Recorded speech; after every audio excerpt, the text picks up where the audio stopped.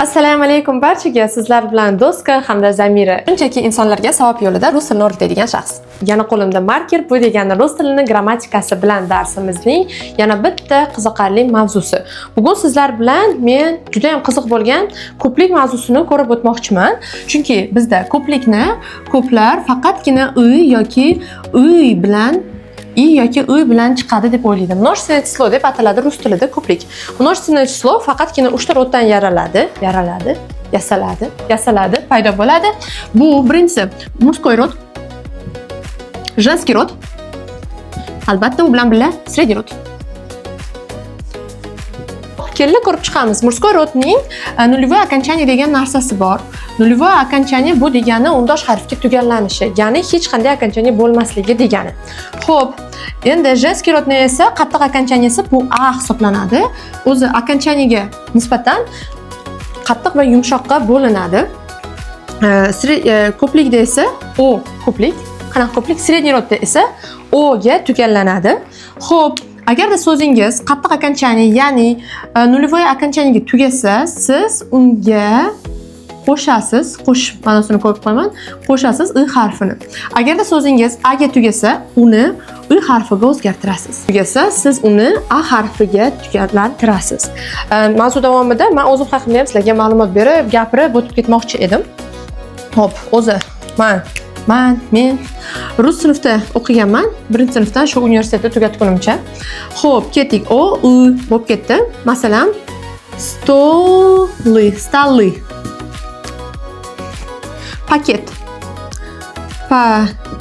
Paketlar bo'lsa, paketi bo'lib ketadi. Banti deymiz. Mantiga o'xshab ketar ekan-a? Manti. Xo'p, bantiklar degani, paketlar degani, stoly degani va yana hikoyamni davom etib ketaman. Hozirda bu proyekt o'zi onlayn darslar o'tilishi. Bu meni proyektim, chunki mening o'quv markazim bor va unga foydali narsa, o'quvchilarga foydali bo'ladigan, agar deylik o'zim dars berishga vaqtim bo'lmasa, hozir asosan dars bermayman. Faqatgina metodik o'ylab topaman. Shu agarda o'zim ishlamasam ham odamlarga foydam tegsin degan holda mana shu onlayn darslarni o'ylab topdim. Mashina. Xo'p, ketdik. My degani onalar degani, lampi degani lampalar degani, mashina degani mashinalar degan ma'noni beradi. Xo'p, men buni yozib ketaman va gapirib sizlarga hikoya qilib ketaveraman. Buni fonda qo'yib qo'yib, rus tilini eshitib ketsanglar bo'ladi. Xo'p. O'zi rus tilida bilmayman, adashmasam shu 7-sinfdan beri dars bersam kerak. Slova. Bu как бы предел emas. 40 yil, 50 yil, 60 yil nima deydi, tajribasi bor o'qituvchilar ham bor albatta. Ketdik. Agar so'zingiz o ga tugasa, u a ga o'zgarib ketadi. Masalan, okna edi, okna bo'ldi. Zerkalo edi, zerkala bo'ldi. Slovo edi, slava bo'ldi. Xo'p, bu bizda qattiq tugallanish deb ataladi. Bilaman, qiyshiq bo'ldi. Aytmanglar qiyshiqligini. O'zim bilaman. Nima qilay, menga bundoq ko'ringanda bilinmaydi. Yumshoq tugallanishlarni ham ko'rib chiqamiz hozir sizlar bilan. Ketdik. Birinchi yumshoq tugallanish bu y. Ikkinchi yumshoq tugallanish bu ya. Средний родning tugallanishi bu ye. Mana bu y, bu esa ye. Bu y, bu esa ye. Bu cho'zilmaydi. Taq, bunisi cho'ziladi. Bu undosh, bu unli. Shunaqa. Ketdik, qahramonni yozaman va qanaqa o'zgarish bo'ladi? Agar so'zingiz yumshoq, ya'ni y ga tugasa, sizning so'zingizda oxiri ilashib ketishi kerak. Giroy. Masalan, oila bo'lsa, semyi bo'lib ketadi. More bo'lsa, Maria bo'lib ketadi. Shuni ham yozib qo'yaman, sizlar eslab qolishingiz kerak. Mayli deylik, giroy. Semyi, mягкий знак, ya, semyi. More bo'lsa, more. Videolarni ko'ryapsizlar, bilaman. Iloji boricha kommentariy va like bosib qo'yinglar, chunki menga juda ham yoqimli bo'ladi. Sizlarni shu ko'rib turganinglarni, sizlarga nimadir foyda berayotganini, bilim olayotganlaringni bilish. Bu ustoz uchun juda ham katta narsa. Agarda so'zingizning oxiri mягкий знак bo'lsa, u i ga o'zgaradi. Женский rodda ham, мужской rodda ham bir xil o'zgaradi i. Deylik, masalan, eng ko'p ustida chiqadigan so'z bu lug'at. Slovar deyiladi. Slovarlar desangiz slovari bo'ladi. Xo'p, agar mягкий znakda женский rodda bo'lsa, tетрадь ko'p uchraydi. Tetradi yoki hayotlar deymiz. Жизни. Xo'p, so'z noto'g'ri o'qirkanman degan fikr bo'lmasin sizlarda, chunki men harfma-harf o'qiyman, yaxshiroq tushunishlaring uchun. Xo'p, shapkasi qochib ketdi. Ketdik. Bu bizning asosiy qolip. Buni siz ko'chirib olishingiz kerak yoki yozib olishingiz yoki screenshot qilib 1-2 marta ko'rib ketishingiz kerak. Rus tili eslab qolish bilan o'rganiladi. Bu asosiy qoida, lekin albatta har bitta qoidaga mustasnolari bor. Hozir men sizga mustasnolarini ham birin-ketin boricha tushuntirib, miyamni ichida shu fitfilon yildan beri yig'ilgan ma'lumotlarni siz bilan bo'lishaman. Siz esa e'tibor bilan eshiting. Agarda so'zingiz g ga, k ga, x ga voy, e'tibor bermasa nimadir tushib ketdi. Ch ga, sh ga, sh ga yoki j ga tugasa, so'zning oxiri har doim mana bunday bo'lib ketadi. U harfini yoza olmaymiz. Prям mana qizil bilan qo'y. U harfini yoza olmaymiz. Faqatgina i harfini yoza olamiz. Deylik, mush bo'lsa, muji. Muji degan so'z ham bor. Bu eski rus tilidan olingan muji erkaklar. Xo'p, ketdik. Zadachi.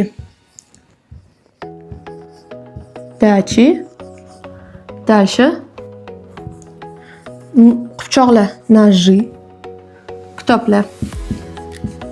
Kniги. Deylik, yana nima so'z qo'shishim mumkin? Nogi. E'tibor beryapsizmi? K G H Ch Sh Sh J dan keyin har doim i harfi kuzatilyapti. Masalan, deylik, ertaklarning boshida jili, bili deydi-ku, o'shanda ham jili, bili deydi. Chunki bu faqatgina ko'plik emas, umumiy rus tili qoidasi. Mana shu harflardan keyin u qo'yilmaydi. Chunki bu harflari u harfiga allergiyasi bor. Xuddi meni vazifa qilmaydigan o'quvchilarga allergiya ham bordek. Buni tushungan bo'lsangiz, biz davom etamiz va har bitta istisno deydi. Agar shuni bilsanglar, iltimos menga yozib ketinglar. Guruhim bu A. A bo'lish kerak emas bo'lgan joylarda A harfi paydo bo'lishi. Deylik, nomer. Nomerlar bo'lsa namira. Uy, dom. Uylar bo'lsa dama. Rod, shahar. Shaharlar bo'lsa garada degan ma'no bo'ladi. Buni eslab qolishingiz kerak. Doktorlar bo'lsa doktor edimida, doktora.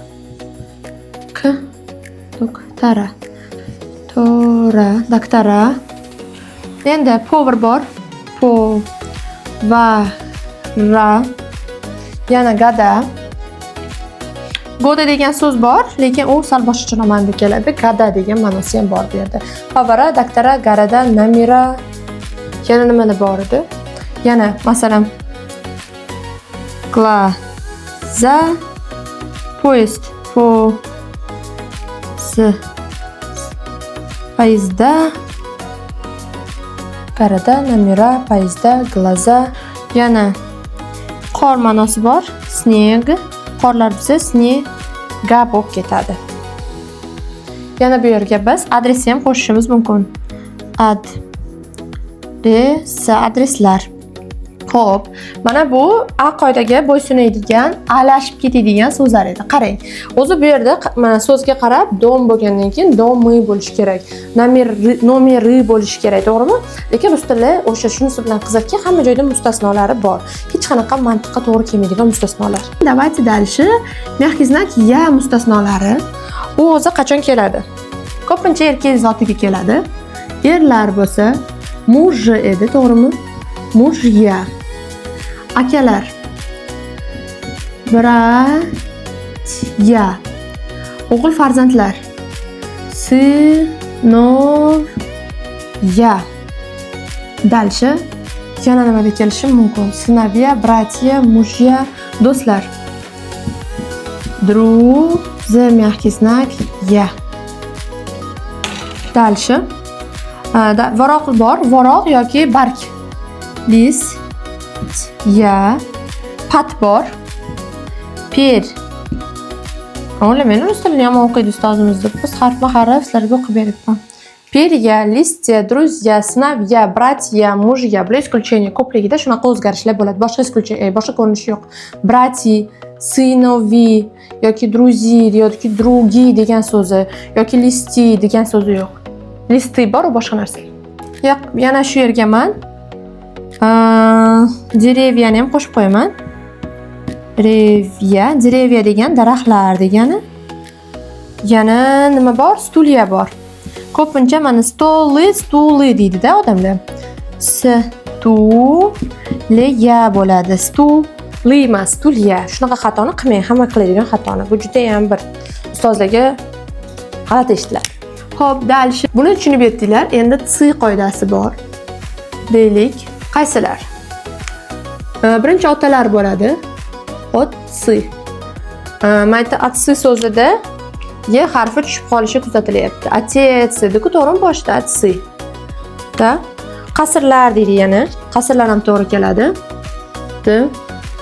Dvorцы, dvorцы, отцы. Дальше. Продавец. Dovцы bo'ladi. Продавцы. И yana молодецlar deydi. Bu hozir ham yozib beraman. Молодцы.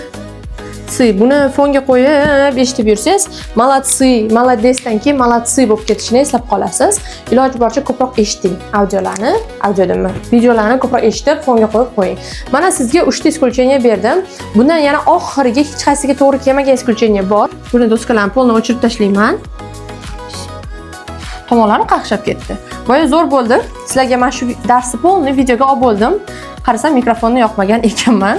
Lekin mikrofonning bir qismi ulangan ekan telefonga. Bu degani hamma yozgan narsalarim ovozsiz zapis bo'ldi. Shuning uchun yana noldan charchab zapis qilyapman. Yana qoidasi bor. Yana sredniy rodagi narsalarga keladi. Masalan, ismlar demoqchi bo'lsangiz, mana hozir sizga osongina ko'rinishda imena vaqtlar времена. Дальше yana plemena bor. Mena. Buni narigi videoda zo'rg'a esladim. Plemena degani va yana esdan chiqib qoldi nimaligi. Qabilalar. Plemena degani qabilalar degani. O'qitdik, superman, yana eslab esimga keldi. Xo'p, oxirida yana oxirgi nima deydi?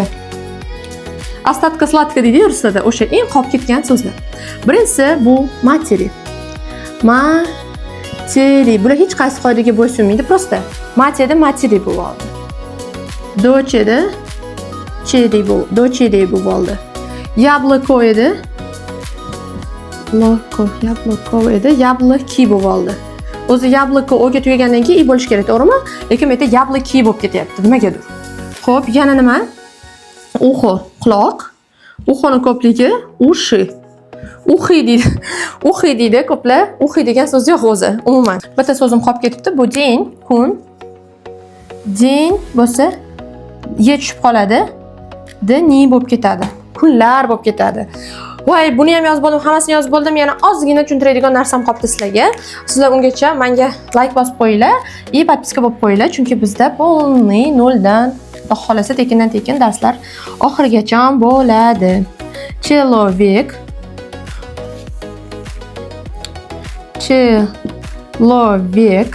inson. Insonning ko'pligi bu люди. Люди. Agarda siz bitta odamni человек desangiz, ko'pligini человеки deyolmaysiz. Bu katta xato bo'ladi. Siz люди deyishingiz kerak. Agarda не дай бог человеки deb qo'ysangiz, telefoningiz ekrandan piu deb paydo bo'lib chat tashlayman. Ketdik. Rебёнок degani farzand. Rебёнок. Farzandlar degani дети degani. Дети. Eslab qoldingizmi? Rебёнокniki дети, человекniki люди. Hammalarga rahmat. Bu esa bizning ko'plik mavzuyimiz edi. Xudo xolasa keyingi darslarda ko'rishguncha, paka.